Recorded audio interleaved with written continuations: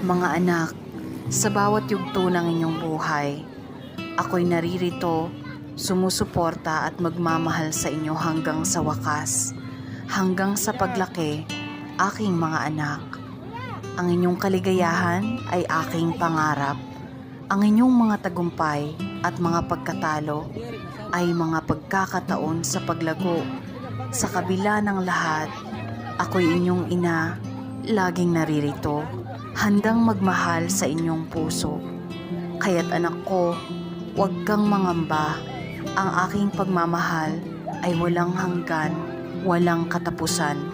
Sa bawat araw, ako'y nagpapasalamat sa Poong May Kapal sa biyayang kayo'y aking mga anak na iniingatan.